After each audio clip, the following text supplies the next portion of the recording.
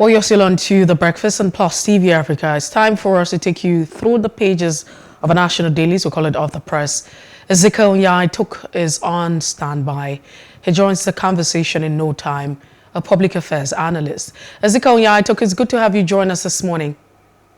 Thanks for having me. It's always a pleasure and a privilege to be on with you. Many thanks as well.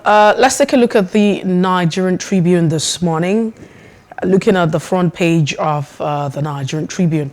The bold caption reads, 2023 INEC estimate 90 million voters. That's boldly written on the Nigerian Tribune. 18 political parties to file candidates in 1,491 constituencies. About 1 million election officials to be used in 176,846 polling units. That's what you find there. These are riders underneath the caption. Again, federal government promises victory against bandits. Federal Executive Council okays 12 new universities. 36.1 billion naira road contract. Jonathan's convoy in auto crash and 2 police aides killed. Saraki-led Reconciliation Committee submits report and warns the PDP against bias and conduct of primaries. You also find judiciary must remain independent. Afe Babalola is quoted on that. And Awolowo's Foundation 30th anniversary seminar holds April the 11th. NURTW sacks MC Oluomo, dissolves Lagos State Council. And COVID-19, federal government lifts midnight curfew and large gathering restriction others. NDLAE arrests drug cartel queen in Taraba. And you also find this other one saying, Kaduna train attack, kidnap BOAMD regains freedom. I mean, there's this video that's making the rounds on the internet. That's the much we can take this morning on the Nigerian Tribune. Away from the Nigerian Tribune, we move on next to the Leadership newspaper. A lead story this morning, amid backlash of a PDP open ticket, northern presidential aspirants lobby southern governors. With several writers, the party NEC has final say. Otom insists PDP can't zone ticket after selling forms to all. Okowa, we will work as a team. Wike tells Tambuwal, Mohammed and Saraki. Let the best emerge, says Obi. Kachiku declares for ADC presidential ticket. Other stories on the front page of the Leadership newspaper. We're not overwhelmed by security challenges that's attributed to the federal government. Train attack, bandit, free a Greek bank, MD. All right, more stories on the Leadership. World Health Day, diesel electricity crisis hamper hospital services. And Sankara murder, ex-Burkinabe leader Compaore gets life jail. Those are all the stories you can find on the front page of the Leadership newspaper. Let's take a quick look at the Daily Independent newspaper this morning. APC leaders warn Buhari against consensus candidacy. No aspirant should be imposed on contestants. So I guess quoted on that. That's a idea on the bold caption this morning talking about the presidential primaries for the APC. Court orders 35% public office reserved for women. Buhari makes maintenance of public building mandatory and signs Executive Order 11. Despite ASU strike, federal government okays establishment of 12 new universities. Minister says federal government not overwhelmed by insecurity. And just before we move away really from the Daily Independent, you find more interesting headlines on this year. Another one says federal government rolls out soft interest free loan program in 36 states. Federal government now spends 98% of her revenue on debt servicing. Peter Obi is quoted. And Senate seeks end to maltreatment of Nigerians traveling to Ghana.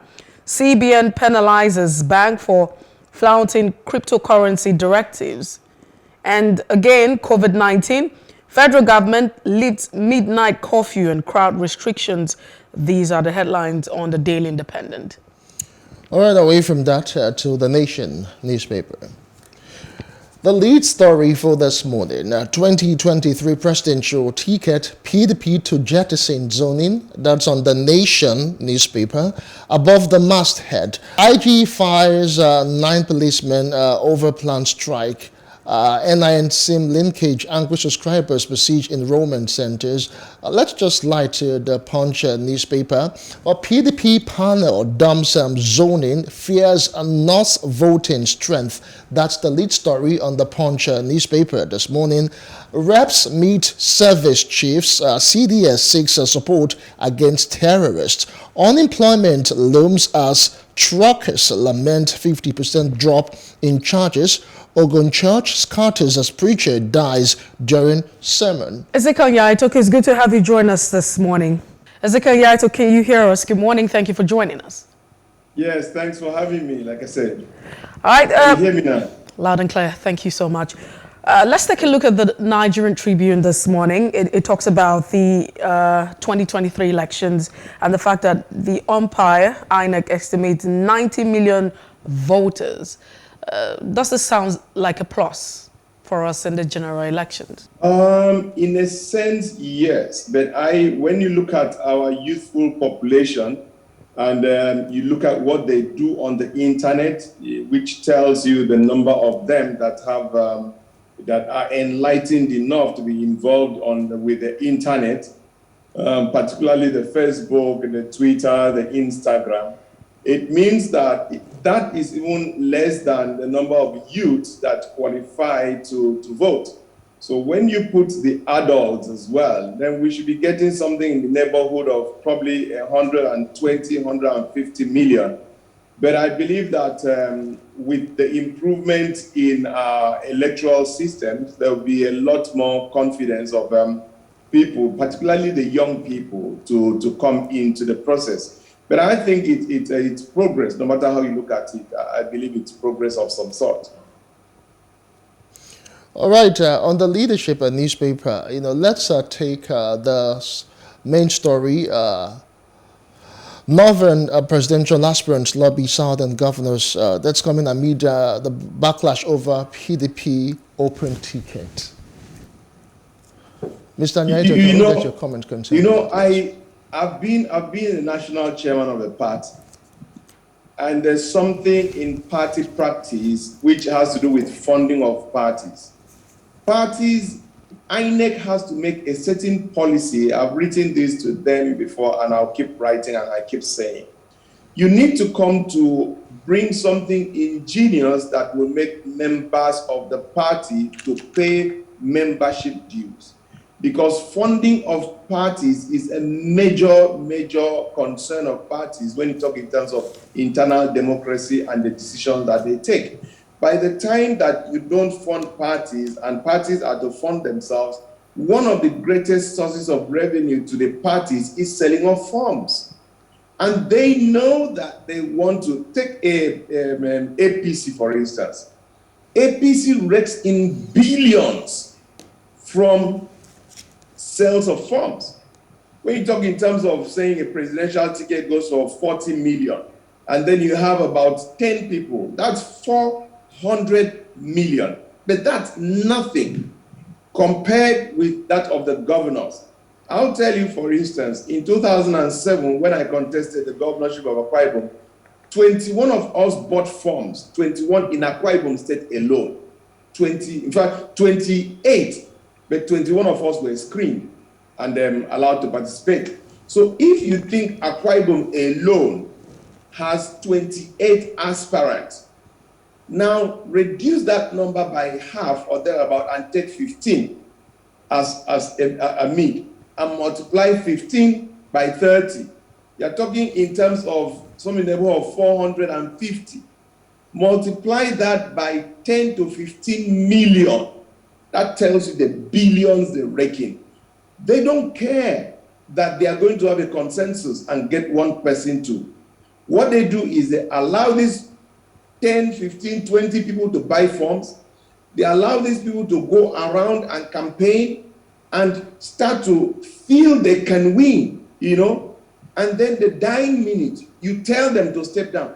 There was a video that was shown to me on the APC convention where a certain youth leader, one of the aspirants or contenders for the position of the national youth leader was asked to step down.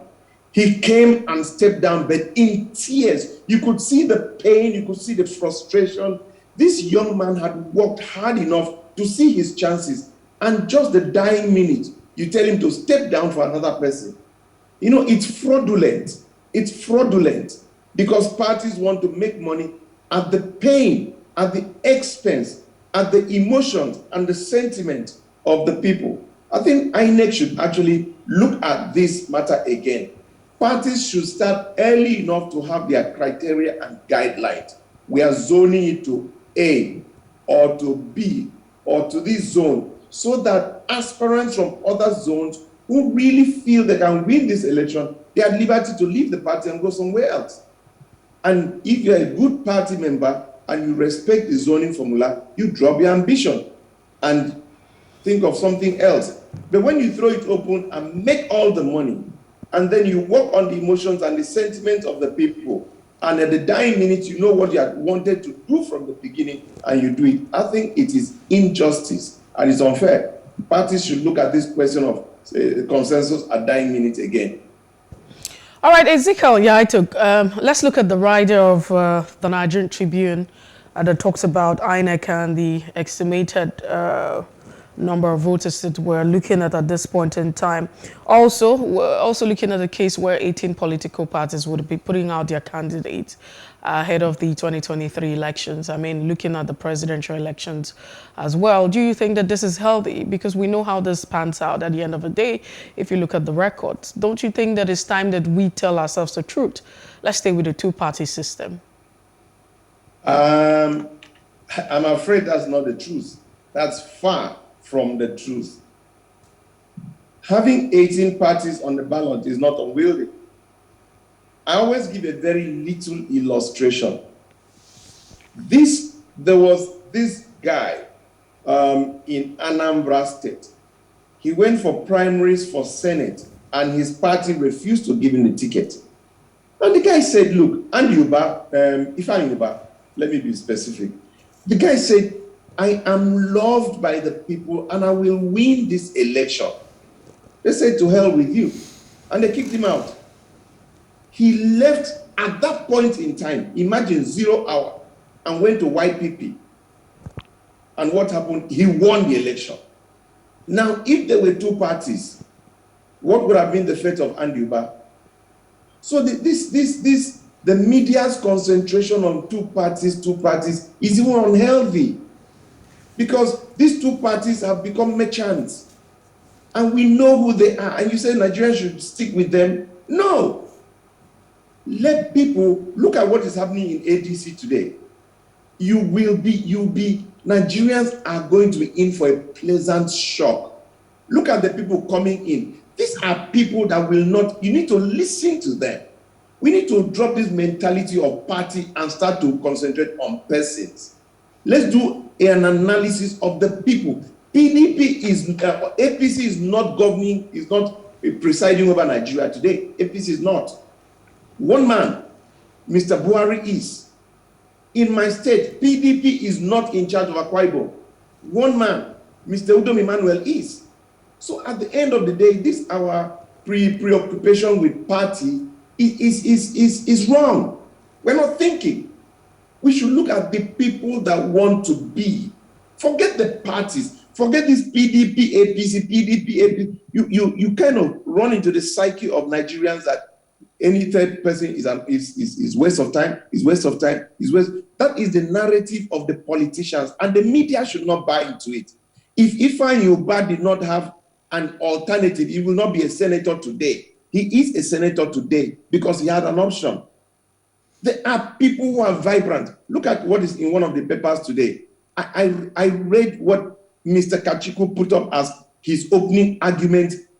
I just wondered if any of the other aspirants on the two parties, all of them, if there's one person that has given us such soundbite, he said, well, talk. You can't do what you cannot talk. You may not be able to do what you talk, but you cannot do what you cannot talk. Tell us the talk first so that we can hold you responsible. Talk is no longer cheap. Word is the most important thing. That's why the Bible says a man is ensnared by the words of his mouth. God said it. Words are important. Let's hear your sound bite.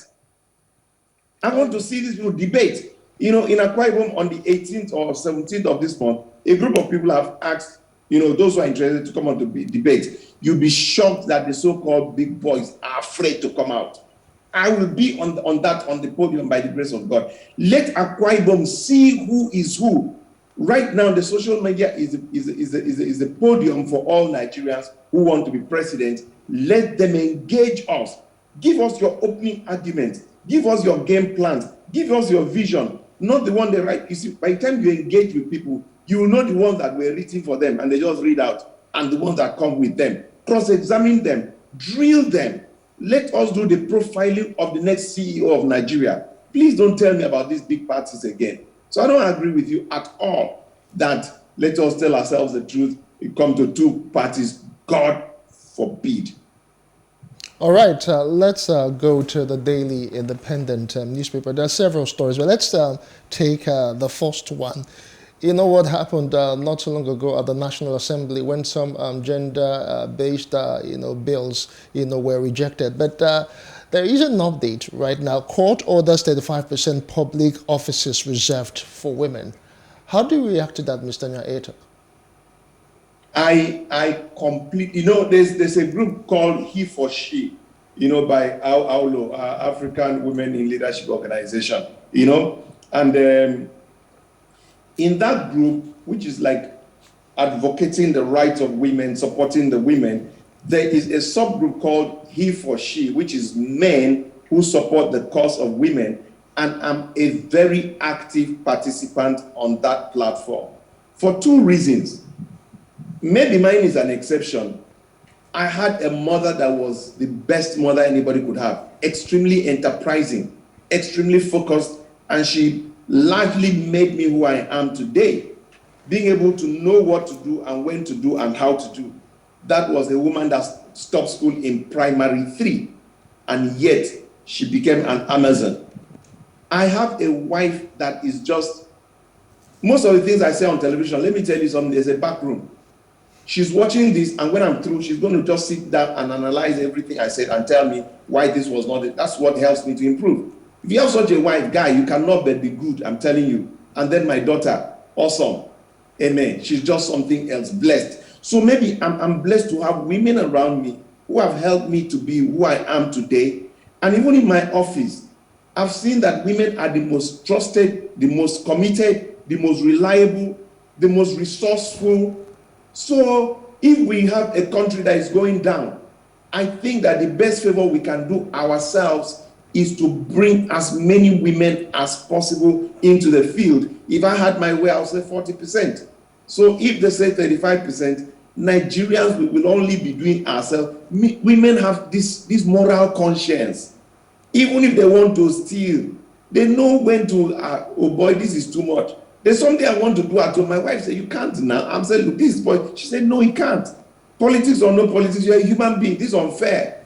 You can't do it. And grudgingly, I will yield to her. But on the long run, I'll discover that it's something that I would wish others do unto me. So why do I want to do to others what I will not want others do unto me? Women that have that moral compass, and we need them. So I completely agree that 35% is like the starting line. God makes it possible for me to become a governor. You will see what a successful administration that women can help to run. That I can tell you for free. So the 35% affirmative action, I mean, my question would be, do we need, the courts to give an order for that to be, respected? Let's not forget that we're part of the United Nations, we signed several treaties. We're part of that, treaty. And so the 35% affirmation action policy, that was demanded, and for countries who are part of, the UN, and all of this would be part of this agreement. And so if we have not implemented the 35% affirmative action that we had, I mean, it's like you and I are in some sort of agreement, do we now need, you know, a court order to help us implement it? We have not been very cool. I mean, if you look at it, we haven't fared very well with obeying court orders and, you know, living by, you know, the rule of law in this country. So I'm wondering what's going to be different now.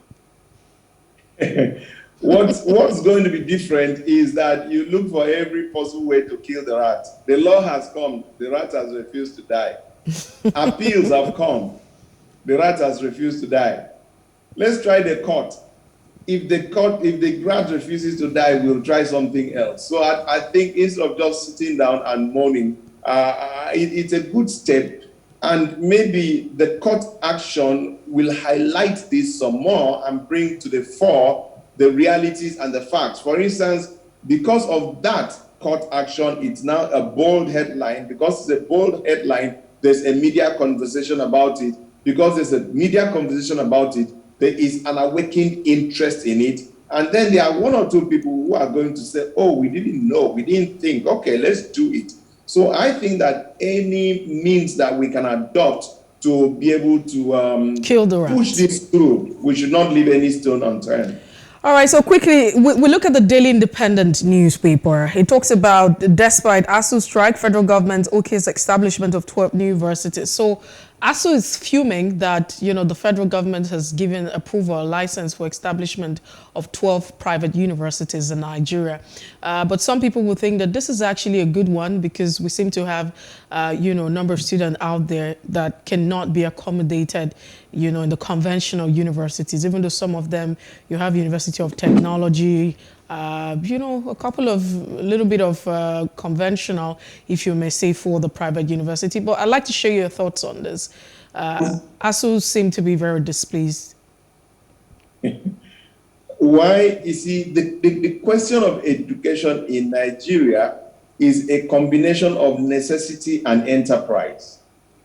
We Nigerians need to come and ask ourselves and have a conversation. A lot of times we expect a dog to meow or a cat to bark. The fact that somebody has gotten into an office, we expect that he knows what to do and he should do the right thing, and what a fallacy. These guys went there not for what you expected them. It's not about service. It's not about governance. It's about an enterprise. They go there to make money.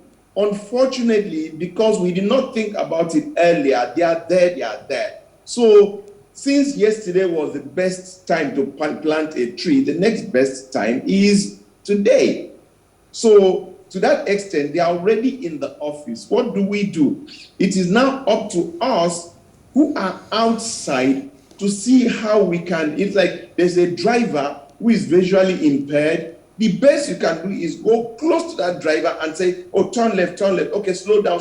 There's a bump. Just keep talking to that. Why can't we, as Nigerians, have a summit on education in Nigeria, which is one of the things that I would like us to do in Akwa Ibom, really have a month-long interaction, you know, and come up with sustainable plan of development on education for this state for the next 100 years.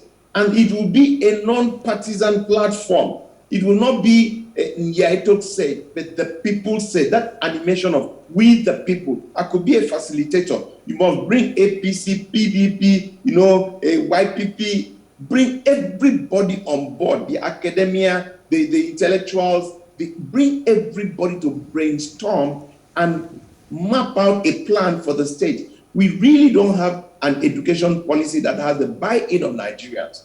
The president stands up, appoints a few people, they sit down and come up. And as far as we are concerned, we're deterred. That's their thing. When they leave, the next government come and do their thing. We always do our thing. But if we have a president who is cerebral enough to understand the dynamics of policies that are sustainable, they will do it with the animation of we the people. One of the reasons that Calabar is sustained under the concept of tourism is because when Donald Duke was there, he made tourism not to be his program, but to become the program of the people of Cross River State. And that is wisdom in policies. Don't let it revolve too much around it because you want to get the credit and the glory. It will just fade with you. If you want something sustainable, take the approach that will animate that with the people. Once that is done, the program becomes owned by the people, and because the people have it, nobody can jettison it just like that. All right, let's stay with the Daily Independent. The other interesting stories there. The former Anambra State governor is in the news again. That's Peter Obi. This time around, he's talking about the nation's economy. Specifically, he says federal government now spends 98% of her revenue on debt servicing. Where are we headed, Mr. Nya-Etok? What does this portend for the nation's economy? You see, I continue to regret that I have a relationship with Mr. Peter Obi, and for me, he's one of my models in governance. He is. Now, I don't know how I allowed him, let me take personal responsibility, to go and declare for presidency under PDP. I'm still praying about it. That's the sort of person that I would like to promote. Because he thinks and he knows what to do. I'm just lucky that we have other people in ADC, like Kachiku that came out. Please, I pray, let's all go and read his opening arguments. These are the people that should, even in ADC, when we win by the grace of God, a man like Peter Obi has to be brought into the cabinet to work with us. He's focused, he knows what he's doing. And I don't want to, sounds like you're already predicting what's going to happen. Yeah, we're going to win. Nigerians cannot, I will say this with every inch of my blood. Nigeria cannot go APC PDP. They can't. No right-thinking person. That's why I literally attacked you this morning. We need to wake up. No right-thinking. APC PDP are not agents of governance. They are instruments. They are SPVs for state capture. That's why we become the poverty capital of the world. Look at their leadership recruitment. Look at what is going on. They're not giving you the best person. They're giving you their person. And you think 4 years, 8 years down that line, Nigeria will no longer exist. We can't. We will not. No matter what it takes, there are men and women of conscience that are starting to rise up. APC, PDP, they are not agents of governance. They are instruments for state capture. And they've shown that time and time again. When are we going to wake up? So if we're spending 98% of what we are, getting as revenue into servicing debt, what is left for the future of the country? Borrowing. That's who they are. Borrowing. Borrowing not for capital. Borrowing not for something that is sustainable. Look at the train crash. The attack. Look at the things that came out. What you are going to borrow money for, you have no idea of the number of people in a train. No idea. That's the sort of borrowing that they are borrowing. They're not borrowing because it's sustainable. They are borrowing because let's do our own. We'll leave it. Once we look good, whoever comes in will inherit the rot. That's what's left. When we spend 98% on debt servicing, the rest comes from borrowing, not even borrowing for something productive, but borrowing to fuel bureaucracy, borrowing to fuel corruption, reaping the future of our children. It's like stripping your future to enhance your present. Unfortunately, the present benefits them, while the future is reaped for our children yet unborn. We can't keep quiet again. No. We are starting to talk, and we'll talk. You may think it's a short time. It's not a short time. I'm telling you, it takes a day, 1 day, for a man's brain to shift. Voting is about a year away. And I'm telling you that before that time, Nigerians, first, let me come back to where I've always said, God bless President Buhari for signing the Electoral Act. I challenge Nigerians to go and read what is there. Our eyes will be opened and will be gingered. And right now, I'm happy with the quality of people coming in for the presidential race. I'm very happy with what is going on as an alternative platform. And people like Kwankwaso that came out, more people are going to be more bold, more audacious. They are going to come out and we are going to form, as of now, people are saying, third force, listen. things don't always have to go the way you think it should go. Let them come out in their different wings. NNPP, ADC, different SDP, let them come out and sensitize on the new Nigeria concept. Somewhere along the line, around September, when the candidates have emerged, we'll start the next round of talks. And trust me, Nigerians are going to have a credible rescue team for this nation. It's going to be, because God has answered our prayers. Enough is enough. Listen to the way that clerics and heads of religious organizations are talking. It has never been that way before. They say person, not party. We don't care party anymore. It's person, who you are. Ezekiel, Nya-Etok, Mr. Adeboye made such a statement, you better just take it serious, because things have got to change. We've prayed enough. We don't pray. Imams have prayed. Christians have prayed. God has answered. And 2023 is the starting line, is the reset button. Well, so let's start on this note first. It sounds like you were sounding like you're sure that Peter Obi doesn't stand a chance with the PDP. That's on that level. That's on the. I mean, you never can tell. The party has not decided what as it is. I was in the PDP. Listen, in the PDP, I did not only contest as a governorship aspirant. I was the chairman and World Congress Committee of the PDP to one of the states. That's one of the highest responsibilities you can have in a party. For you to go and be the one to set up the structure in a state. But that's not my point. That's not where I'm. PDP like the back of my palm. So, I mean, that was just to mention, one of the issues that you raised. But we know that we're coasting this conversation down. And I'd like to drop this. Just like Justin had talked about, where does this leave us? And you say that boring and boring. But if you look at it, it feels like, this is not to make an excuse or to blame anyone, but it feels like we haven't really changed, from where we are. Now, looking at the first development plan at the end, in Nigeria, shortly after the Civil War, the 1966, you found out that the reason that the development plan failed was because we didn't have what it takes, to fund the budget at the time. I mean, you have a development plan, but you can't fund it. And so borrowing has always been, the major problem. And from 1966 or prior before that time, we've always talked about diversification of the economy, and that hasn't really happened. The current economic situation, economic experts will say that, including, the crisis with the Naira right now, and it's because we're just more of a consuming nation. We're not producing. Even if we're producing, we're not producing enough that we can consume and even export. And so that's a major problem. It hasn't been a now problem. It has been a problem from way back. So I really don't know who is going to think outside of the box and make anything different, because we always borrow. We've never... Yeah, I'll tell you this. It always happens that way until one day, one man comes and thinks. Until one day, a group of people feel they've had their backs against the wall. Rather than try to break the wall, let them turn and face their worst fears. It always happens like that. It's about life comes in seasons and cycles. A day comes. That's why the Bible says, and it came to pass. I like that expression a lot. Countries, India has had its ways, and then how did it turn?